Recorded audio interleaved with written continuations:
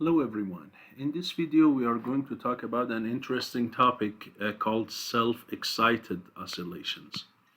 So here we have a simple system. It's a block that is on a belt, and the belt is moving to the right at velocity v, and the spring is attached to the mass and attached to the wall, and the work done on this block is done by the friction between the belt and the block as well as the spring.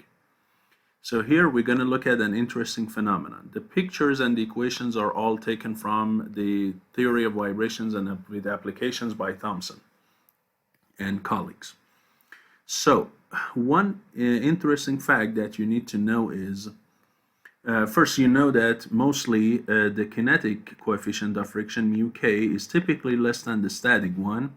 That's one. Two, the kinetic friction itself, mu k, although we consider it constant for many applications, in reality, this mu k, or in this case, the whole kinetic friction force, mu k times n, assuming n constant, that depends on the relative velocity between the objects. So here between block and belt. The faster you move the two objects with respect to each other, the kinetic friction drops a little bit. It's not going to go to zero or anything, but from this initial top value, it drops to like this value. Okay, so it has a decreasing function with respect to the relative velocity. Okay, and that causes an interesting phenomenon here. So what's happening here physically? First, you know that there is friction under the object, under the block, and because the belt is moving to the right, so the relative velocity is to the right, or for the object, the relative velocity is to the left. For belt is to the right, but for the object, since the object has zero velocity, and the other object is moving to the right, for the block, the relative velocity is to the left, therefore the friction should be to the right. Okay, so the belt is going to take the block with it to the right side, and initially the friction is a static friction, because the force that is generated, or the force that is needed to generate between the block and belt to cancel the spring force, is not so high, so this friction here is a static friction. Because you know the force of this spring, if you call this displacement of this block in general x, the force of this spring is k times x to the left. And when x is small initially, this block has not moved so far to the right, this force is small, it's less than the total static friction max, which you know it is equal to mu s times n. So the system can hold on to the static scenario, and the block will move with the same velocity v with the belt to the right side. So they are stationary with respect to each other, both moving to the right. But as you move further to the right, this x keeps going up, so the friction force, the spring force keeps going up, and you need more and more force on the friction to keep it stationary. And it keeps going until the spring force becomes equal to the maximum static friction that exists between the belt and the block. In that scenario, if we call the displacement of the block to the right, if we call it x naught, k times x naught should be equal to mu s times n, and n in this simple scenario, n simply equals mg. So mu s mg should be equal to k times x naught, and this is this equation 1. So from equation 1, you can calculate how far it moves to the right while holding onto the belt without any slipping. Okay, this is 1. Now, when you get to that point, when you move all the way from where you were by distance x naught and you come to this point here, what's going to happen? At this point, you reach your maximum friction.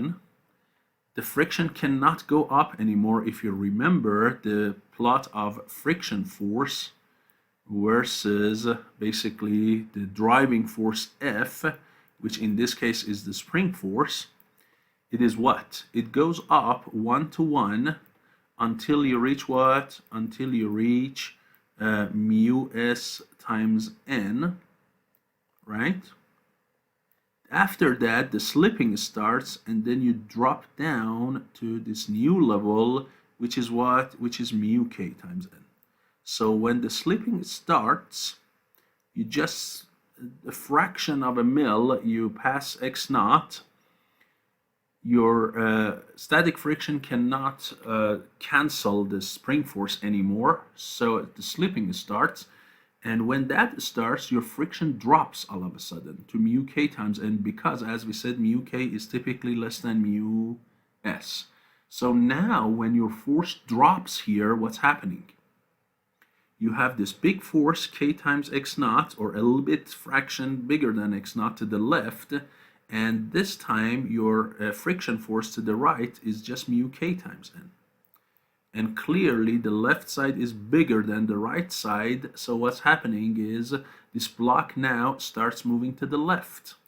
And this is this graph that you can see here in red. This is what is starting to happen. The block starts moving to the left.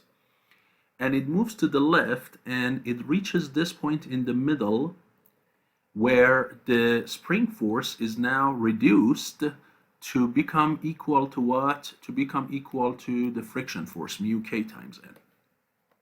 That is where, as I said, the mu k times n is equal to the spring force. Now, spring force at this point is kx naught minus x, where x here is this half amplitude that you moved from this point to this middle, the middle point of the oscillation. At this point, the total force on the object is 0, but guess what? The object has momentum. So it's not going to stop. So far, although the total force to the left on it was decreasing, but it was always positive. So on this right-hand side of this middle point, let me clean up all this. On this middle side, to the right side of the middle point, this side, the total force along the x direction is to the left. Although it is reduced as you go from here to here, ultimately here you get 0, but since the total force was positive, acceleration was always positive. So even if you started with v of 0 here, at this point, you have a V max. You have the maximum velocity that you could have because always acceleration was to the left. So you have V max to the left. And for that reason, you keep moving further to the left at this point until you use all that momentum, all that kinetic energy. It is going to be taken away by the friction force and you stop. So you move as much as x further to the left, that is the middle point of the oscillation, and you stop right here at point 2. So if we want to know how to find this x, the amplitude of this oscillation, as I said, in the middle point, the friction force and the spring force modified, which is kx naught minus x, should balance each other. From here, you can solve for x naught. You divide both sides by a k, and then bring this term basically to this side and take x to the other side. So x becomes x naught minus mu k mg over k. Now for x naught, from this equation 1, if you solve for x naught, you see x naught is what? X naught is mg mu s over k, right? If you divide both sides by k. So you plug that in here. And from here, you can find x to be mg over k mu s minus mu k. And you know mu s is bigger than mu k, so this whole x is going to be positive. Now it's not going to be a very large value because typically, although mu k is less than mu s, but not much smaller. So it depends on the difference between these two mu's, mg and k, the amplitude of this oscillation. Good? So here we found x. Now what happens? Now let's go back from 2 to 3. We're going to do the remaining part of the oscillation, huh? So this was half a cycle. Now what happens for the other side of the cycle? So here, now we want to go back from 2 to this original point that you started right here. But what happens is, from 2 to 3, what is happening? Again, there are two forces acting on the block, the spring force and the friction force. The friction force, like the first time that you moved the distance x naught, the friction force is to the right, so it wants to do a positive work on the block. It wants to move it to the right. And the spring force is going to stop it. So it is going to do negative work, right? And when you get to wherever you stop, whether it's here or with some increment at this point 3, which we call delta x, that increment, you have to have the work of the friction and the work of the spring to balance each other, right? The W for these two should balance each other at the point that it stops. So let's take a look. What is the work of the spring? What is the work of the kinetic friction from 2 to 3? From 2 to 3, the work of the spring is, you know, the work of the spring, the formula for the work of the spring in general is negative k over 2 times what? Times deflection 2 squared is 2 squared minus what? Minus s1 squared. This is the formula we had in dynamics. And the work of the friction, kinetic friction, is what? It is basically the friction force times what? Times the distance traveled, total delta x or delta s. Now, times plus and minus 1. What is plus and minus 1? If the friction is opposing my motion, it's going to be negative 1. If it is generating my motion, like in this case, when you move to the right, then it is positive 1. In this case, it is positive 1 because the friction is pushing my object forward. Okay, so in this case, these are the two forces, these are the two works that we need to calculate. But before I go to these two formulas, I want you to pay attention to something interesting. If you look at one full cycle, right? When you look at one full cycle, you start from here, you go to this point, and then you come back. What's happening? So, as I said, there are two forces acting on the system, friction and spring. Because you start from kinetic energy of 0 on this side of the oscillation, and you go to another kinetic energy of 0 on the other side.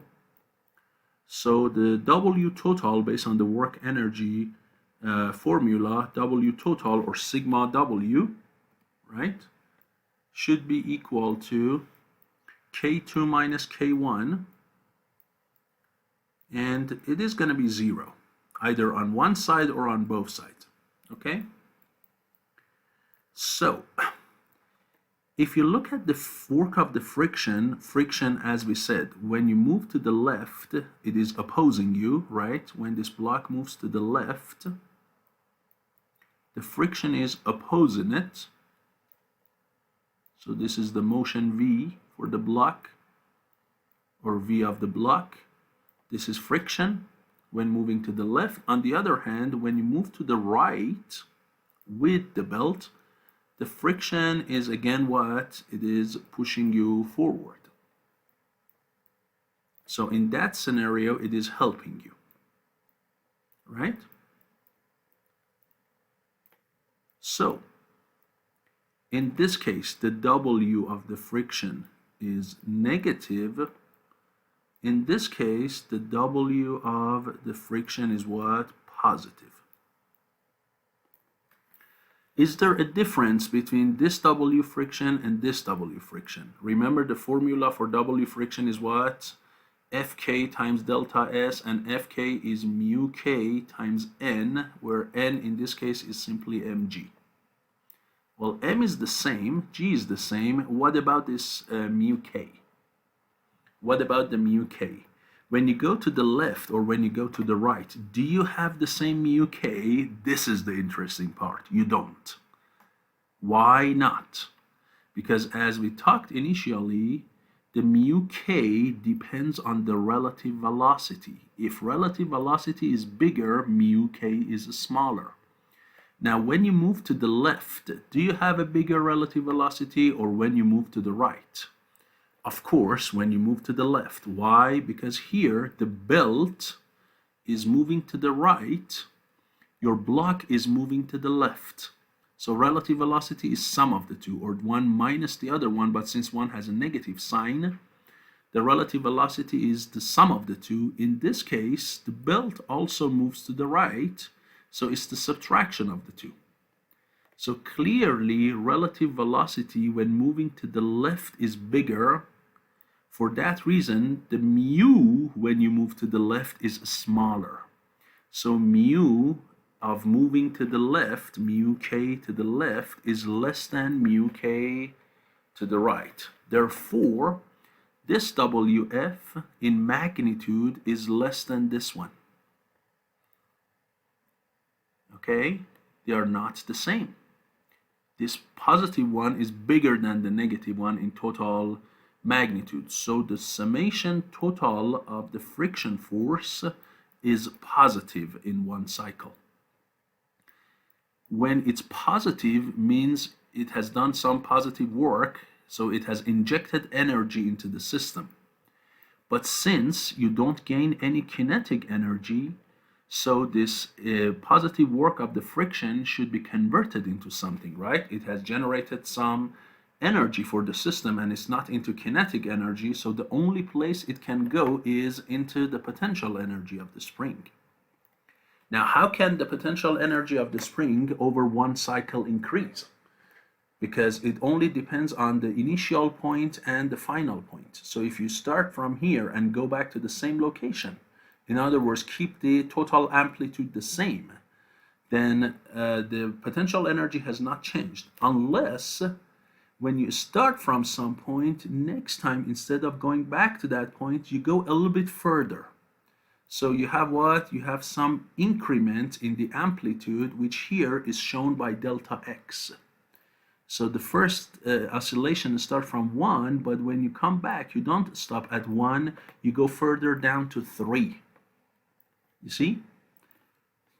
This extra displacement here is due to this positive work done by friction stored in the spring. That's why you have some extra delta x.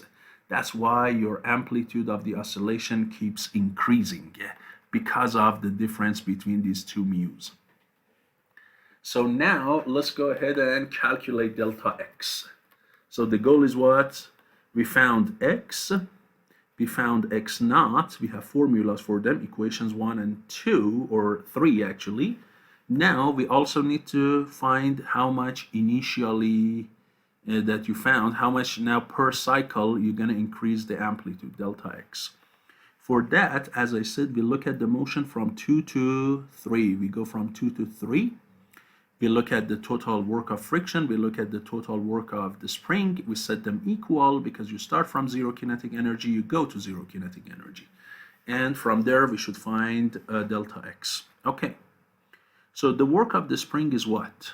As we said, negative k over 2 times s2 squared minus s1 squared, or the way it's written here, this guy here is written as S2 minus S1 times S2 plus S1, like this. You can write it this way as well. So here you can see what?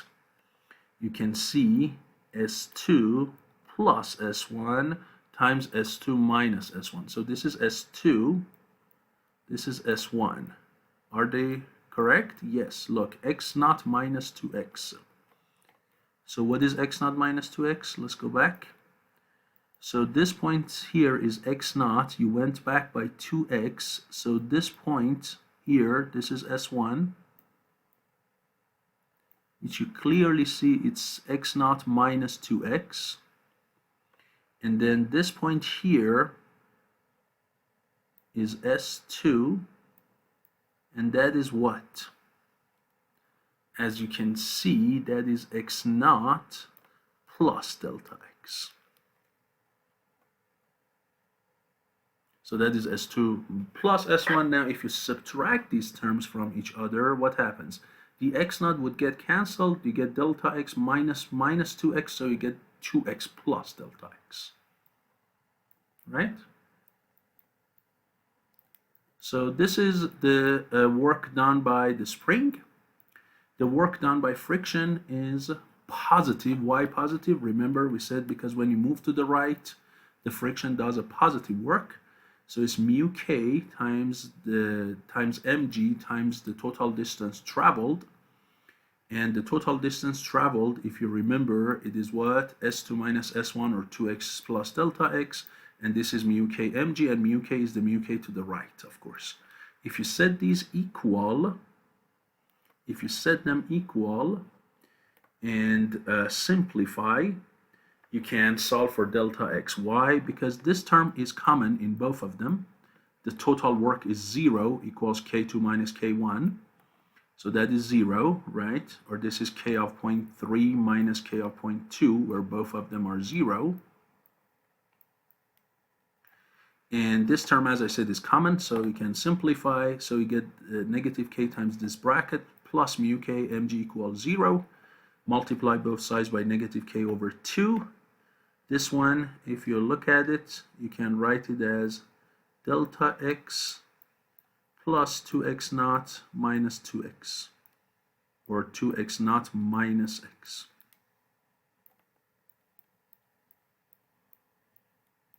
And x naught minus x, from equation 2, you can solve for x naught minus x. Look here. If you, as I said, if you bring this x here, and if you take that to the other side, you see that x naught minus x will be what? Will be this term here, mg mu k over k, right? Mu k left over k. So that's what you have for this part here. This delta x remains. So this one was mg mu k to the left over k, right? This term can go to the other side. You divide it by a k and multiply by a 2, and take this term to the other side, simplify, and you finally get your delta x, which is 2g mu k right minus mu k left m over k. So each cycle, your amplitude will increase by distance delta x, okay? So if you want to simulate this system, first, the object moves to the right from the start point by distance delta x, which we calculate from formula 1. Then, in the first half of the cycle, it moves back by 2x, where x comes from formula 3. Then in the other half of the cycle, it goes back by distance what? Delta x, where delta x comes from this formula here. Then what happens? Then from 3, it comes back to 2 again, so it travels the distance of 2x plus delta x. When it comes back, instead of stopping at 3, now it is going to stop at this new point 4, where this distance between 3 and 4 is again what? Again delta x. So if you look at the oscillation of this, it starts, let me use a bigger pen, starts like this. It goes like this, it increases the amplitude here, goes down, increases the amplitude here, and keeps going. So you see the system keeps increasing, it's moving to the right until, if there is an end here on the belt, this block goes all the way to the end and finally drops down. Okay, so this kind of like an unstable system. The energy is being injected into the system per cycle. Where does that energy come from? From the difference between the friction work from moving left to the moving to the right, and from the fact that mu k is not constant but a decreasing function with respect to relative velocity. So for that reason, this system can excite itself and keeps increasing amplitude until either goes unstable or the block drops. Okay, so this is an interesting case, and I wanted to check it with you so you see the work done by Coulombic friction on a physical system. And hopefully you learned something from this video, and I'll see you in the next lecture. Thank you.